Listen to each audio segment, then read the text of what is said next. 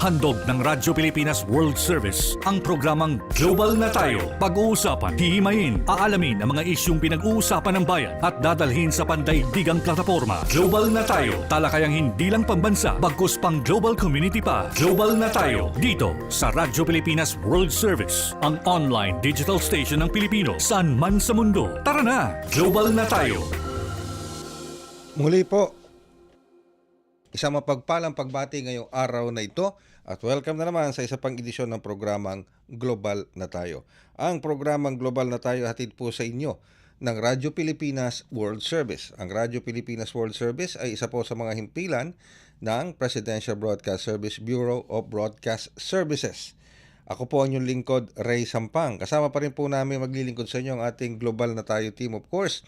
Mula po sa ating Master Control, nariyan pa rin ang ating kasamang si Miss Susan Aizon. And of course, sa ating Wirecast, nandyan si, of course, sino pa? Di si Miss Justine. Ayan. And ang ating executive producer, walang iba kundi si Miss Stephanie Vicente. Kami po ay inyong napapakinggan at napapanood ng live sa pamamagitan po ng ating Facebook broadcast live sa inyo po mga Facebook browser. Type nyo lamang Radyo Pilipinas World Service. Ganyan din po sa ating YouTube channel sa pamamagitan po ng pag-access nyo sa ating YouTube browser. I-type nyo lamang Radyo Pilipinas World Service. And of course, napapakinggan din po sa iba't ibang panig ng mundo sa pamamagitan ng ating shortwave broadcast gamit ang mga shortwave transmitters ng Voice of America. Ayan. And of course, available din kami sa inyong mga cellphones, Android man yan o iPhone. I-download nyo lamang po ang PBS Radio app. Yan. So, kamusta na po kayo ngayong araw na ito para sa isa na naman nating edisyon ng Global na Tayo. At tututukan pa rin po natin ang journey ng ating mga kababayang overseas Filipino workers. Yung journey nila mula Middle East pabalik ng Pilipinas. Mula Middle East kung saan simula nung February 28 nagsimula ang gulo, ang gera sa pagitan ng US, Israel at ng Iran, yung magkakampi, yung Israel at saka US at ang Iran ang kanilang punteriya, okay, hanggang ngayon. Pero sabi nga, batay sa mga latest na development, mukhang pumayag na si US President Donald Trump na magkaroon ng 2 linggong ceasefire. At meron din tayo mga natanggap na mga balita na mukhang amenable na rin dito ang bansang Iran, okay? At meron na rin tayo natanggap na balita na pumayag na ang bansang Iran na buksan ang Strait of Hormuz sa likod nga po ng pag-push ng ceasefire na yan sa pagitan ng US at ng Iran. Okay? Pero babantayan pa rin natin ang sitwasyon na yan. Well, that is a good news, good development. Pero nothing is final yet.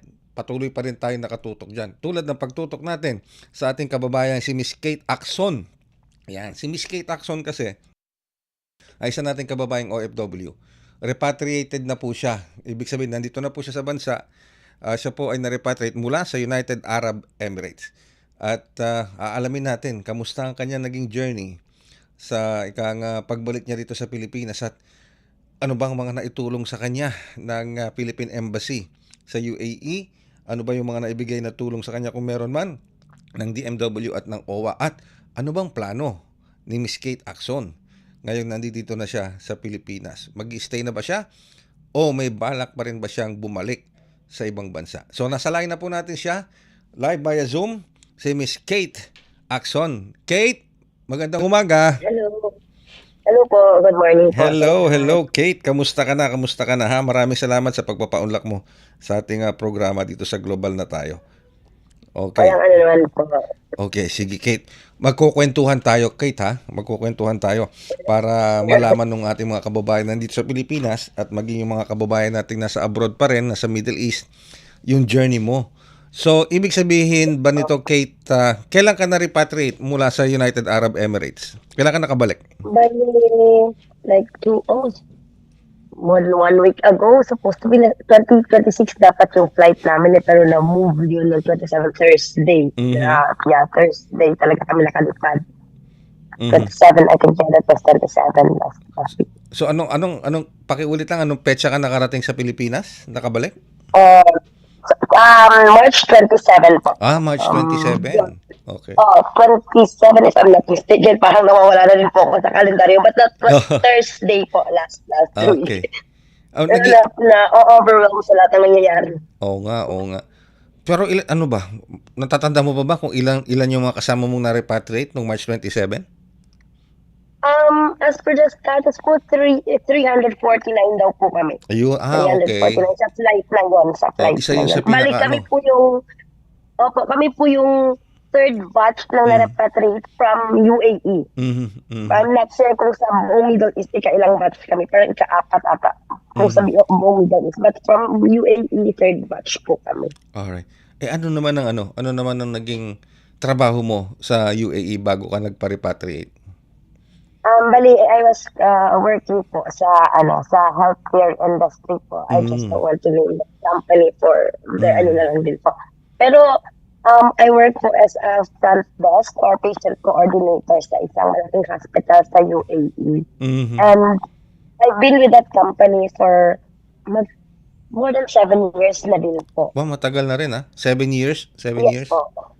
Okay. Yes po. Sa company na yan. But previously, I worked in home cares, ganun, for good, like mag 3 years din sa home care. In total po, mga 11 years na din po kasi ako yung sa Okay. abroad po. Alright.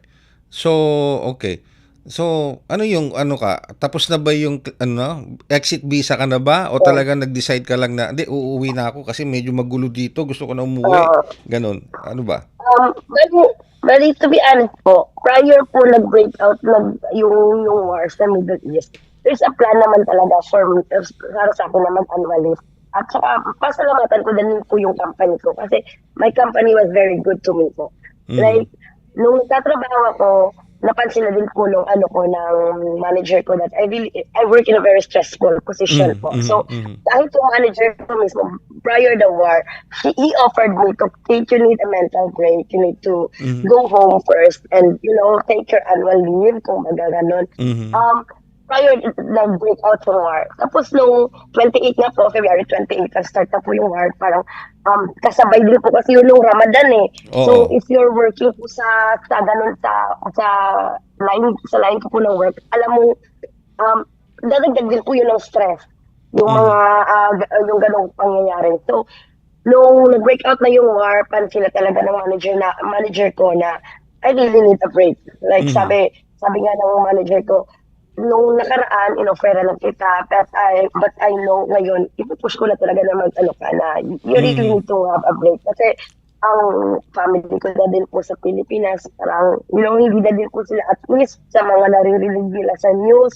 So, sabi ng manager ko, he assessed the situation, he assessed how I worked before po no war, at saka during the war, po, ongoing na war. I want to give credit naman po sa kanila. Papasalamat din po ako sa kanila kasi naiintindihan talaga nila yung sitwasyon ng mga workers doon, yung mga empleyado nila. Alright.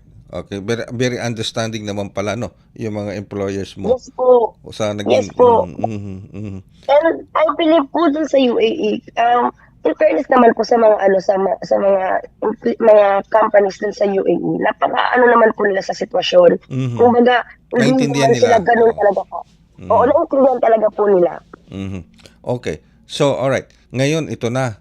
Paano yung naging proseso ng pagre-repatriate? Paano ka natulungan ng Philippine Embassy, ng DMW, or ng OWA? Mabilis ba silang umaksyon?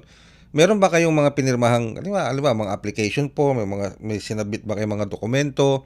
At mabilis ba silang umaksyon? Itong ating embahada at ang DMW at OWA? Yes po, when it comes sa journey ko po dyan sa embassy po, as I've said, parang ang sa akin kasi may kumbaga may na ako noon may nakabook na ako na ticket before ako nagpumunta sa embassy. Cancel, alam mo yun, napapagastos ka na dahil nga hinahabol mo yung available na flight hanggang sa wala ka na rin pera na mapanggastos. Ako, personally, I've heard those balita ng repatriation sa mga group of friends ko, lalo na sa church namin. Yung church namin is very involved sa government program. I came from Seventh-day Adventist Church, Seventh-day Adventist community. Talagang ina-update kami na updated, kumbaga, one of our members are updated sa mga programa ng ating gobyerno. Tapos doon ko nalaman yung repatriation program. But I really don't plan to join the repatriation program kasi iniisip ko na ang daming misconception kasi sa sa repatriation program na ang repatriation program para lang daw yan sa mga alam mo yun, mga walang visa, mga ganito. Yung first na nag-broke out yung repatriation program, to be honest, I'm the one who criticized it first. Kasi sabi ko, kapag sumali ka dyan sa repatriation program na yan, ibig sabihin may kinatakasan ka dito sa Dubai. It's either may loan ka sa bangko, o kaya may nadihado ka na naman, may kaso ka sa police, o kaya may tabi ka na utang, ganon. But then, nung pumunta ako doon, pumunta ako sa embassy, parang tanong-tanong lang ba? Tanong-tanong lang sana yung yung purpose ko nung pumunta ako sa consulate. Doon ko nalaman, doon pinaliwanag ng taga-DMW at saka ng taga-OWA kung ano talaga yung essence ng program na to. I was just expecting na mag-i-inquire lang ako. But when they assess my status, sabi nila, there are people na need talaga na i-repatriate. Pero ang hirap din ang tulungan. Pero ikaw, Kate, you are qualified for the repatriation program. Ang bilis ng assistance, siguro, lang po sir, siguro mga 15 minutes lang, na-assess na ako. Chinek nila yung papers ko, yung requirements ko, sabi nila, okay, doon ka sa next table. Sabi ko sa next table, tanong-tanong lang. Pero sabi niya, hindi, okay ka na, pwede ka sa repatriation. Parang ganon yung Ganon kabilis yun? Ganon kabilis yung Kate? Ganon lang? Yes po. Wow. Kaya ako mismo, kahit na-shock ako nung ko. Siguro po, dahil nga siguro clear talaga yung record ko. Yes, I don't have any record sa UAE. Wala akong bad record sa UAE. Sa Pilipinas, wala din akong sabit. Sabi ko, that time, sinabi ko lang sa sarili ko, maybe because I'm paying my dues, I've been a responsible citizen sa country na to, sa country natin. Parang yun yung sa mentality ko. Pero kung i-assess ko, tignan ko yung mga kasama ko. Sila din naman, hindi naman sila nahihirapan. Those lang talaga na nahihirapan sa proseso ng pagre-repatriate are those na may atraso talaga or may problema sa UAE mismo. Which is pinaliwanag naman ng mga taga-DMW na number one na nag-gets ko talaga is yung sinabi na, ma'am, lahat ang repatriation program is para sa lahat ng Filipino. Stranded ka man, working visa ka man dito, canceled visa ka man, all of you are qualified for repatriation program. Ang number one talaga na ina-assess yung number one talaga na ina-assess ng embahada natin is yung in-need talaga na i-repatriate, yung may mga medical condition, yung may mga problema. Kaya lang, nasasabit sila or napahihirapan silang ilabas ang mga kabayan natin dahil nga may atraso sila sa UAE mismo. Ibig sabihin, should I say as an example? Ibig sabihin Kate, ang ibig sabihin na may atraso, meron silang nalabag sa batas doon, may nalabag sila sa kontrata, o basta may kaso silang kinakaharap. Yun ang mga ganong na maaring magpabagal sa kanilang repatriation. Yes po. Isisingit ko na lang to po as an example. May kasabay po ako doon. 15 years, PNP sa Dubai. PNP sa Dubai for 15 years. May mga anak.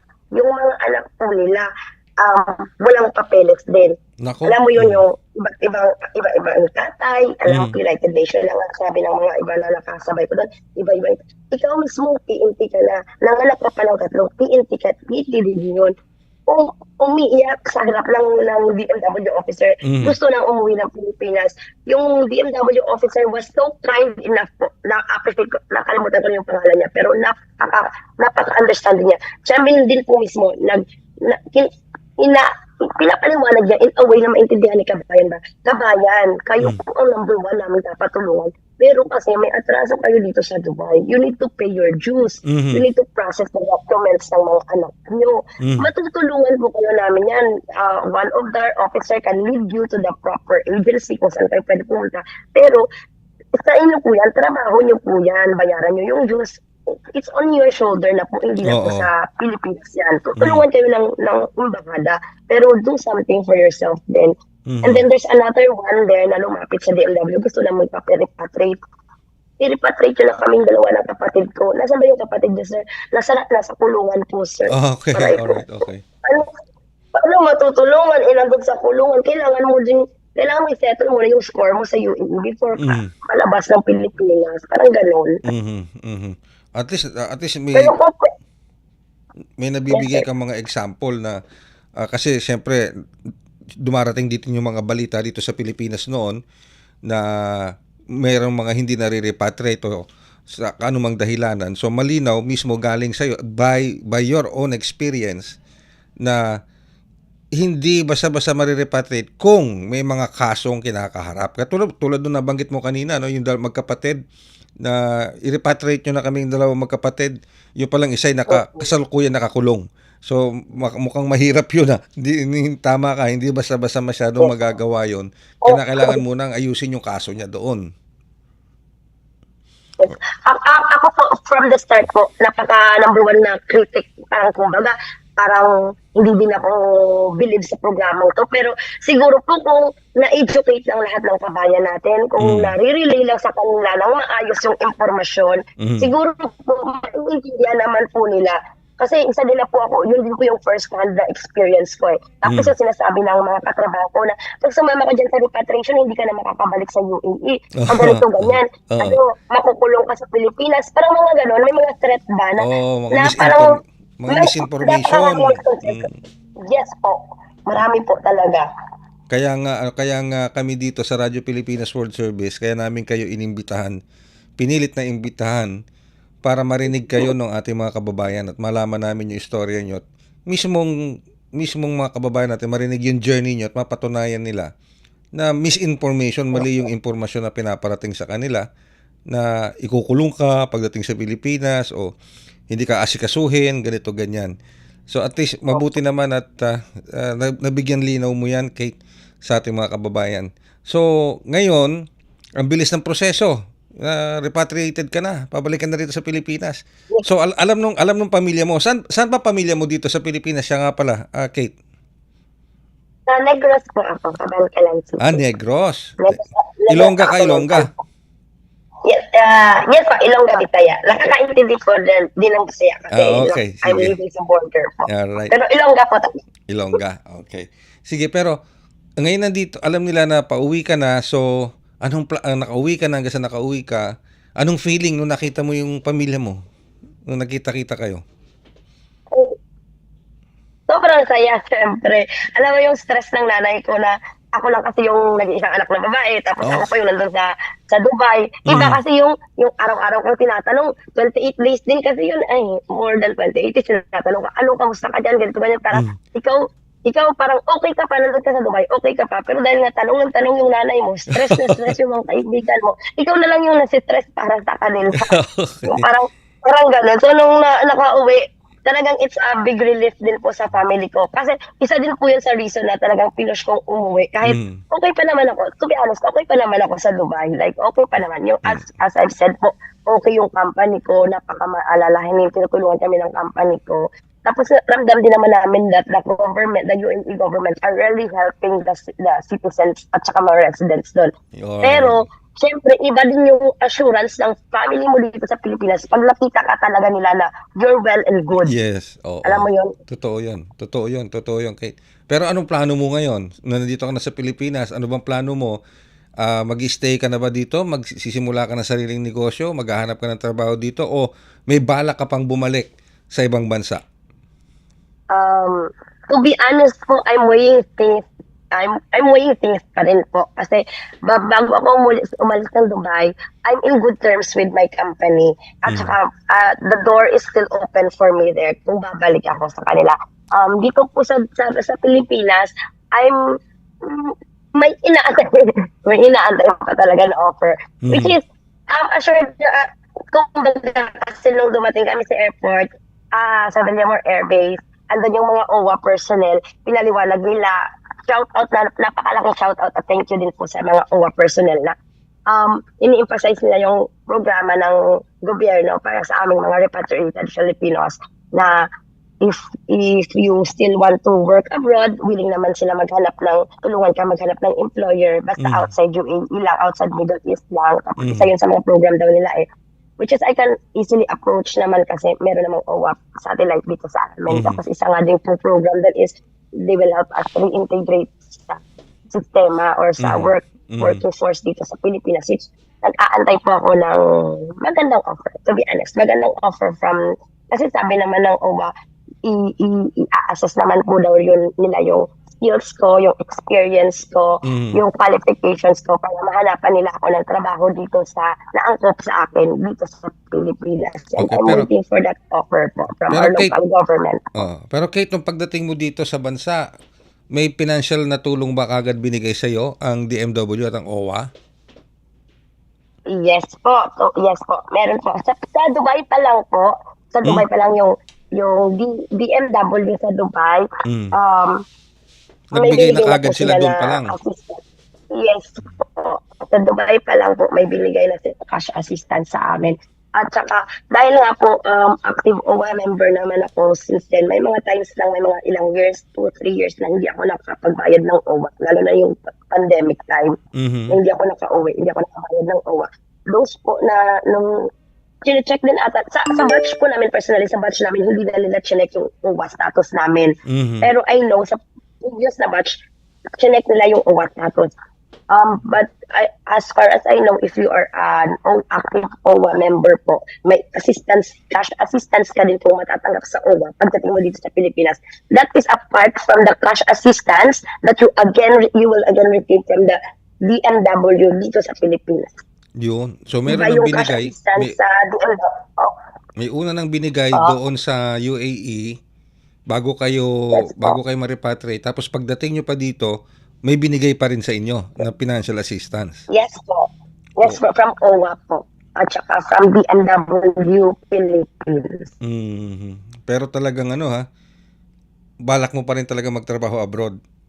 Hindi wala ka ng plano mag-stay pa dito. Depende po. Okay, sige. Depende pa rin po talaga.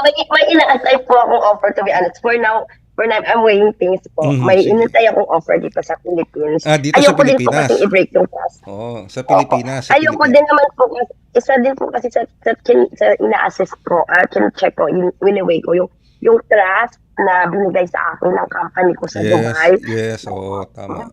Napakalaking bagay po nun. For 7 years, they sustained me financially. Saka napakabait po talaga ng employer ko doon.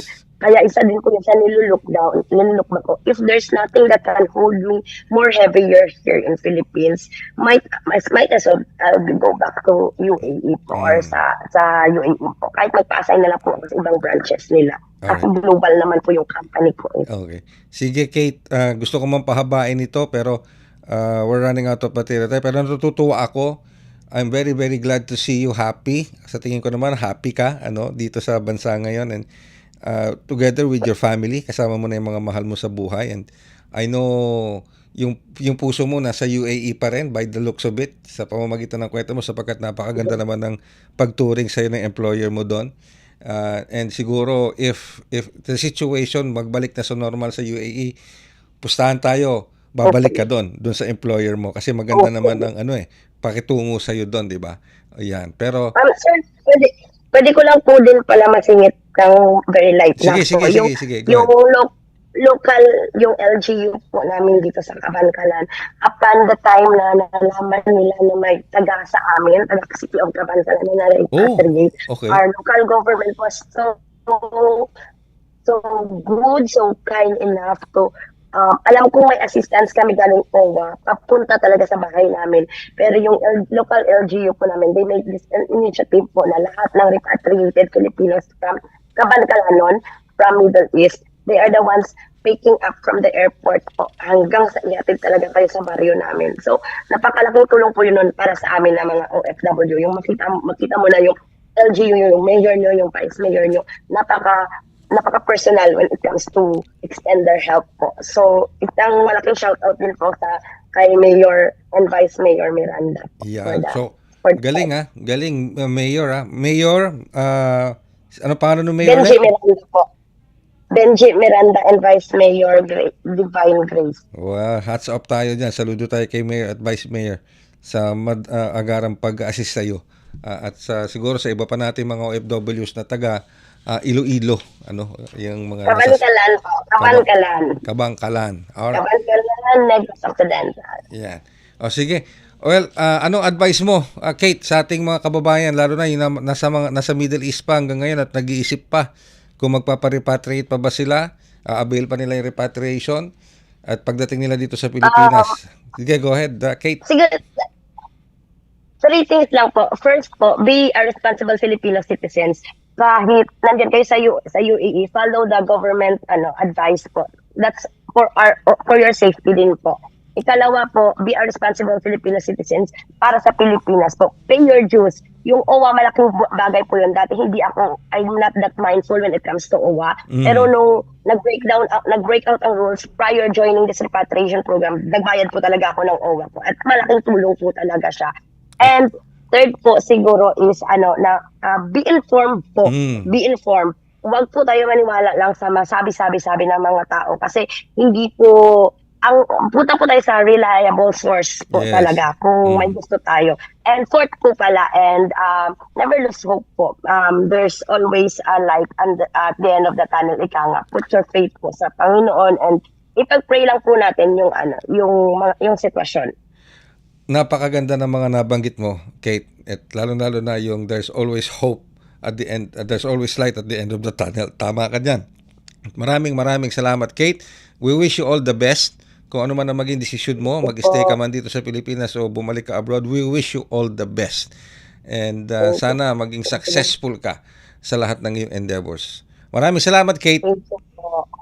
Thank you din po. Thank you. Ang ating kababayang si Miss Kate Axon, repatriated OFW mula po sa United Arab Emirates. Yun yung sinasabi natin, Kaya natin sila kinakausap, yung ating mga nare-repatriate na mga OFWs, para malaman natin yung kanilang mga journey. Napaka-meaningful, napaka-beautiful, napaka-colorful ng kanilang mga journey, pabalik dito sa Pilipinas. At alam mo, isang napansin ko, tama yung sabi ni Kate, be informed. Ngayon, paano ka be informed? Huwag kayong maniwala sa mga misinformation, fake news. Huwag daw kayong maniwala sa mga sabi-sabi. Yung parang tinatakot kayo. Huwag kang lalapit sa embahada, huwag kang lalapit sa OWA, huwag kang lalapit sa DMW, hindi ka papansinin. Huwag daw po kayo maniwala sa ganon. Kung gusto nyong malaman ng totoo, pumunta kayo sa DMW, sa OWA, at sa Philippine Embassy para malaman nyo po mismo ang tunay na score, sabi nga ni Kate Axon. Alright. Samantala, sa ikalawang bahagi na ating programa, nasa linya naman natin ngayon ang ating Department of Labor and Employment, Bureau of Workers with Special Concerns. Bakit sila nandito? Bakit natin sila inimbitahan? Ito po ay may kinalaman sa tinatawag na Social Amelioration Development Division nila. Dahil po, meron silang pinamigay na amelioration para sa ating mga sugar farmers. So alamin natin ang detalye tungkol dyan. Nasa linya na po natin ngayon ang ating officer in charge ng Workers Social Amelioration Development Division, Miss Zenny Z. Casanes. Ma'am Casanes, Miss Casanes, magandang umaga po. Hello po, magandang umaga po sa atin, sir. Thank you ma'am. Thank you po sa pagpapaunlak po ninyo sa amin dito sa programang Global na Tayo sa Radyo Pilipinas World Service. Alright, may social amelioration kayo, may amelioration kayong ibinigay para sa ating mga sugar workers. Tama po ba kami doon, Miss Casanes? Yes po, sir. So yung social amelioration program po natin, isa po itong social protection program na being implemented po sa sugar industry. So ito po ay covered po siya ng special policy, which is the RA 6982 or yung tinatawag po natin na Social Amelioration Act. So yung policy po na ito or itong programa po na ito, naglalayon po to na magbigay ng additional social protection benefit po sa mga manggagawa po natin sa industriya ng asukal. So on top of socially legislated benefits po like the SSS, PhilHealth, and Pag-ibig. So, okay. Kapansin-pansin po kasi ito dahil nasumpungan namin, hindi lang isa nagpahayag ng mga taus-pusong pasasalamat yung mga nagtatrabaho, yung ating mga sugar workers sa tubuhan ba, matapos makatanggap ng mga maternity benefits sa ilalim ng Social Amelioration Program. Malaking tulong daw po ito upang makabili sila ng abono na magagamit sa pagtatanim ng tubo at makabawas sa gastusin ng kanilang pamilya. So ito ba yung pinaka-main purpose na tinatawag nating Social Amelioration Program? Opo, sir. So, yung social amelioration program po kasi natin, ito ho ay nanggagaling po dun sa yen. So, ito po ay bahagi ho ng mga manggagawa dun sa share po ng fruits of production po ng Mhm. industriya. So, yung mga millers po natin and planters, meron po silang ibinibigay na butaw. And ito pong butaw na to or yen na to, it is being converted po sa iba't iba pong programa. So, gaya po Mhm. ng nabanggit po ninyo, ilan po sa mga programa or serbisyo na ibinibigay sa mga manggagawa ay ang maternity benefit, Okay. death benefit, and meron din po tayo, sir, livelihood assistance, educational assistance, and of course, which is 80% po nung yen ay napupunta as cash bonus. So ito po Mhm. yung direktang cash na ipinapamahagi po sa mga manggagawa po natin sa industriya po ng asukal. Okay. So tamang-tama. Pero kailan pa nasimulan ito, Miss Eni? Matagal na po to, sir. So, yung 6982 po kasi natin, strengthening na lang po to nung current po na program ng industriya. So, meron na po sa talagang industry practice. So, Mhm. sinabatas lang po siya para ho mas maging komprehensibo at may mga additional mechanism po na idinagdag. So, ito po yung programa sa ilalim po ng Republic Act 6982 or yung tinatawag po na Sugar Amelioration Act of Yun. 1991. So 1991 ano? Yes, sir. Opo, So 1991 1991. pa pala ito, biruin niyo 'yan. Yes Okay. po, sir. Ang tagal na pala nito nagbibigay ng ganitong klase ng suporta sa ating mga Mm. sugar farmers ano. So sino ang Opo. mga pwedeng tamang-tama ito Miss Eni, lalo na ngayon sa panahon Mm. natin ngayon. Sa panahon ng giyera Yes sa po, Middle sir. East, ang Opo. tumataas ang presyo ng mga produktong petrolyo, tumataas ang mga pangunahing bilihin. Mm. Tamang-tama itong amelioration program. Parang ano parang timing na timing kayo diyan Miss Eni. Yes po, sir. Opo. So, yung malaki po kasi na portion is napupunta talaga siya as direct benefit po dun sa industry workers po Wow, natin. oo. Pero Yes. paano makakapag-apply? Lahat ba 'to qualified basta sugarcane na farmer? Opo. Paano magkakapag-apply? Ano ang mga Qualified. requirements? Opo. So, yung mga qualified beneficiaries po natin sa programa, ito ho yung mga manggagawa sa tubuhan Mhm. or yung mga field workers po natin or tinatawag na sakada or yung mga Mhm. migrant workers. Mhm. So, aside po sa kanila, yung mga nagtatrabaho sa field, meron din po tayong mga workers sa mill. So, yung mga nagtatrabaho sa plantation, sa planta po mismo or yung sa sugar mills. Mhm. Mhm. And of course, yung kani-kanila pong mga dependents are also covered po nung ating sub-program benefits. Mhm.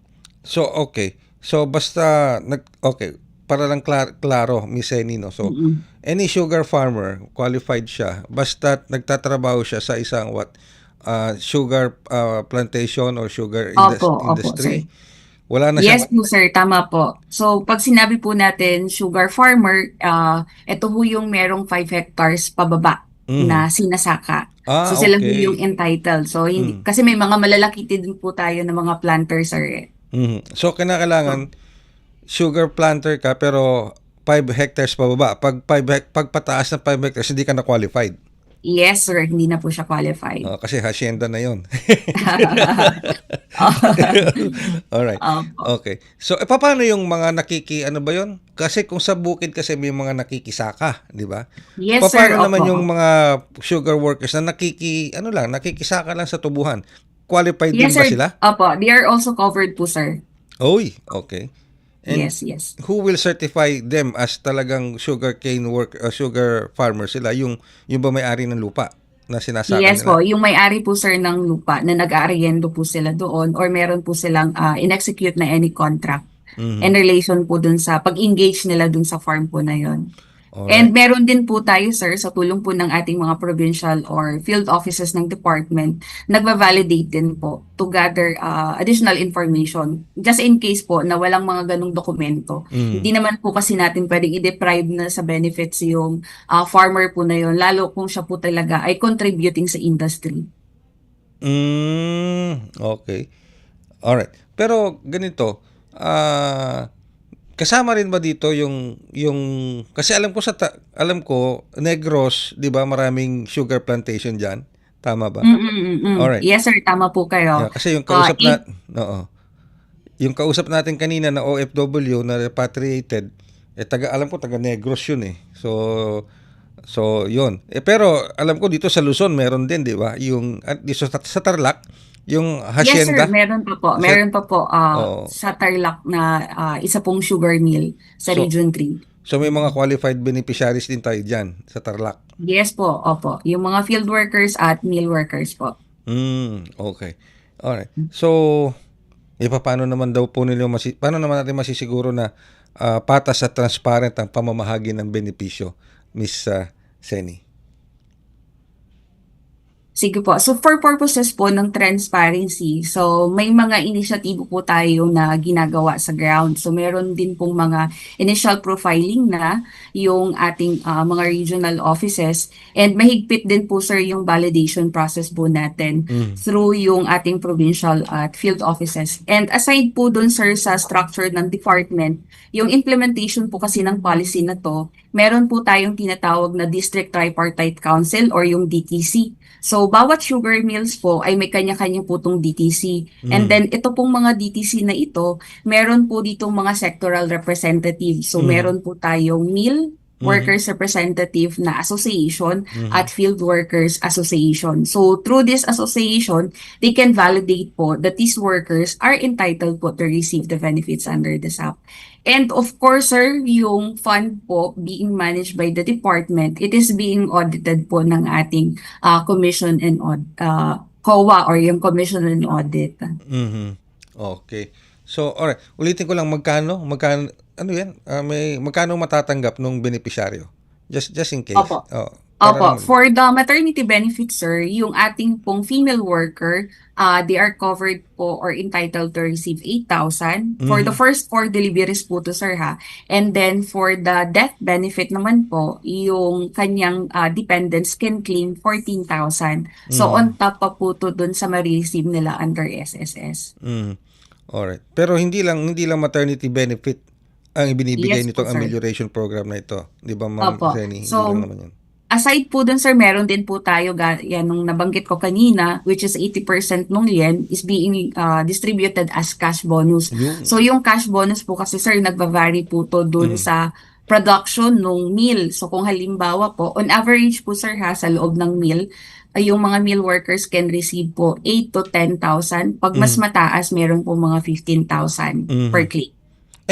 Ito, patanong ko lang, Ma'am Seni, paano Opo. naman tayo nakakasiguro na nade-declare nga yung tamang output ng meal para mas masiguro kung gaano ka talagang dapat ang ibigay sa worker? Opo. So sir, ang ginagawa po ng department, meron po kaming pinagbabasihan po nito. So meron pong annual sugar production report kaming nare-receive from the Sugar Regulatory Administration or SRA. And then yung report po na yon, i-validate po namin ito dun sa report na fino-forward sa amin ni Mill na tama yung declared po nila na volume ng withdraw na sugar. So based po dun sa withdraw na sugar, dun ho namin kino-compute o dinedetermine kung magkano ho yung lienzo ng mill and then the planters association. So dun po namin kino-compute kung magkano ho yung share ng bawat mill workers and field workers. So malaki rin ang role dito ng SRA, Sugar Regulatory Yes, sir. Administration. Opo. Tama po kayo dyan, sir. Pero katuwang nyo ang SRA sa pamamahagi nitong mga benefits na ito? O talagang pondo lang ito ng DOLE? O ng amelioration program? Ang pondo po na to, sir, is entrusted lang po siya sa department. So, ang Okay. role po ng department is i-manage po siya Yes. that yung implementation po ng programa ay maayos ho na nasusundan kung ano po yung nakalatag po mismo dun sa batas. Pero dapat ang SRA pala dito nakatutok din dun sa Yes tama, po, sir. yung tamang Opo. production ng meal. Kasi Yes doon po. nakabase yung yung Yes, tama po, sir. halaga. Actually po, sir, yung ating pong Sugar Tripartite Council, which is ito ho yung national body, na advisory body ng department, pagdating ho sa implementation ng program, co-chaired po ang SRA ho dito. So, yung mga concern po na lumalabas sa implementation ng program, agad din po itong nadidiscuss dun sa representative ng SRA na umuupo po sa STC. Pero wala na ba kayong balak na palawakin pa itong serbisyong ito ng amelioration? Of Miss course. Seni? Opo. Of course, sir, meron po. Actually, sir, yung amelioration program po sa sugar industry, na-duplicate na po to sa biofuels. Uy, If you're familiar po, sir, yung Biofuels Act or Yes, yung yes. RA 9367, Oo. inadopt po doon na dahil gagamitin po yung sugarcane as Mm. feedstock for bioethanol Mhm. production, Mhm. may kakaroon ho ng similar amelioration program or mechanism na i-adapt yung National Biofuels Board sa biofuel industry. Very good. So yung mga workers po natin working sa biofuel, sa bioethanol plant and biodiesel, they're also covered po ng amelioration program. So kung sa sugar industry ang tawag po ay SAP, sa biofuel naman po ang tawag ay SAUP or yung Social Amelioration and Welfare Program. Wow, may Yes, Saudi na sir. ngayon. Hindi Saudi Saudi.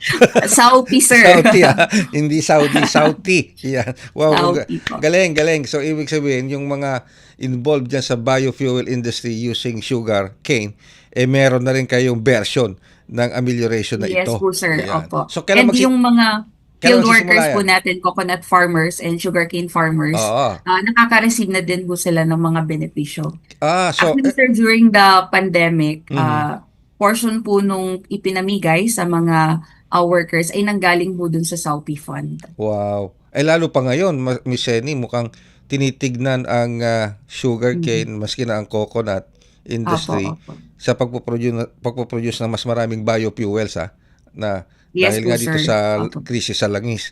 So this will be very, very beneficial para sa ating mga sugarcane planters, farmers, gayon na rin sa ating mga coconut farmers, ano?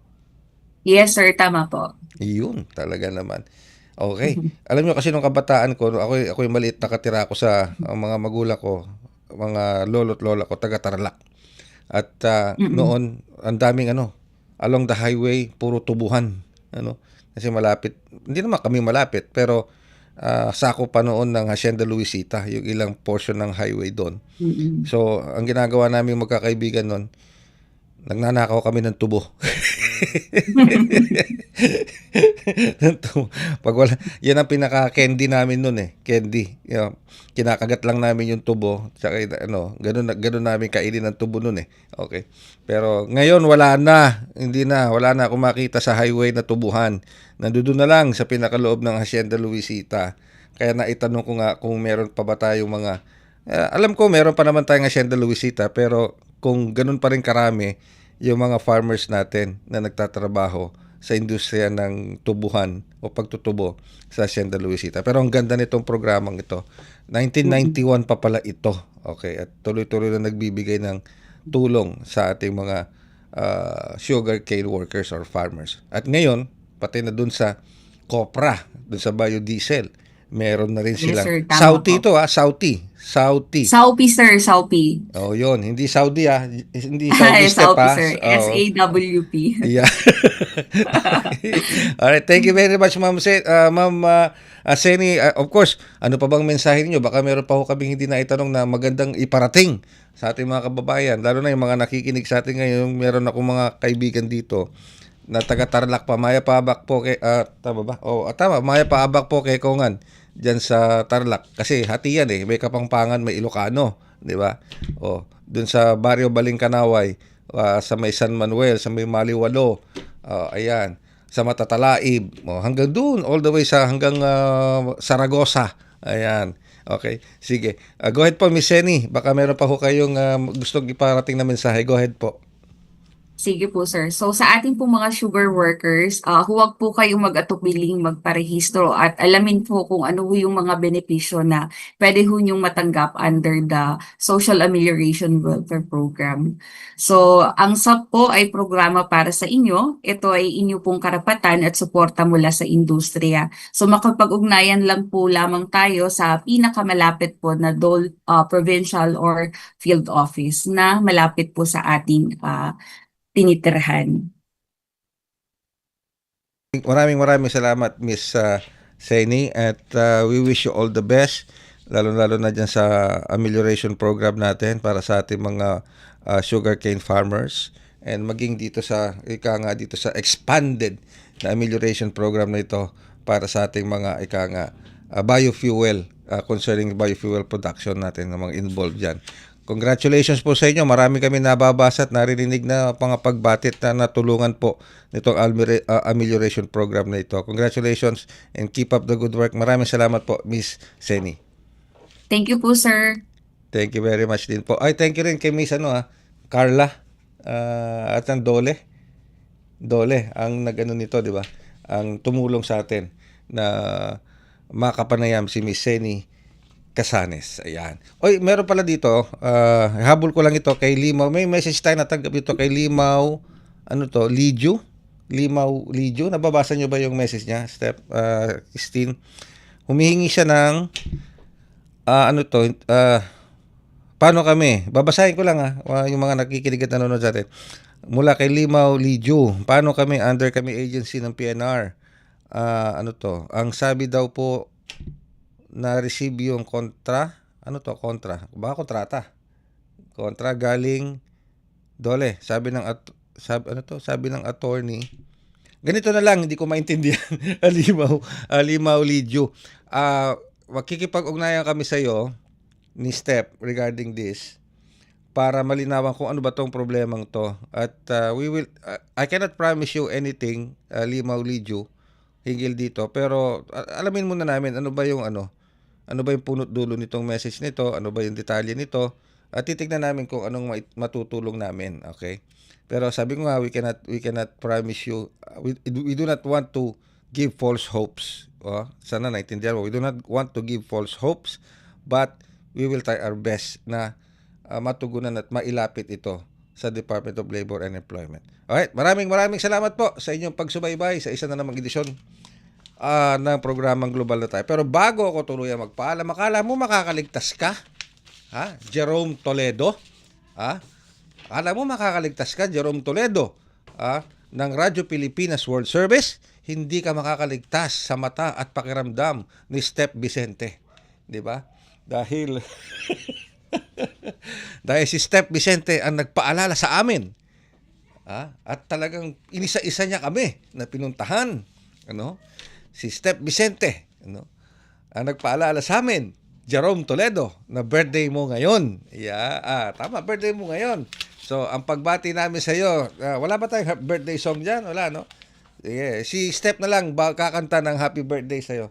Kumanta ka dito ng happy birthday. Wala. Hindi, akala. Jerome Toledo, happy birthday. We wish you more birthdays to come. And of course, we wish you all the best sa career mo, sa anumang plano mo sa buhay, ninyo sa buhay. Yung ninyo, bahala na kayo kung sino yung ninyo. Pero kung naman ang plano ninyo sa buhay, we wish you all the best. We wish you the best of health, the best of everything. Alright? Okay? So, keep up the good work. Although alam ko, nape-pressure ka minsan sa trabaho, hindi lang ikaw, kundi iba pa mga kasamahan mo dito because of me. Pero that is for your benefit. Para sa ikagagaling mo 'yon at ikakahusay mo. And may I dare say with the head held high, knowing na napakalaki na rin naman ng improvement ni Jerome Toledo, sabi ni Step Vicente. Ayan, okay. Alright, happy birthday, Jerome. Sincerely, happy birthday from your Radyo Pilipinas World Service family, especially from Step. Maraming salamat po at hanggang sa susunod na edisyon ng Global na Tayo. Handog ng Radyo Pilipinas World Service ang programang Global na Tayo. Pag-uusapan, hihimayin, aalamin ang mga isyung pinag-uusapan ng bayan at dadalhin sa pandaigdigang plataforma. Global na Tayo, talakayang hindi lang pambansa, bagkus pang global community pa. Global na Tayo, dito sa Radyo Pilipinas World Service, ang online digital station ng Pilipino saan man sa mundo. Tara na, Global na Tayo.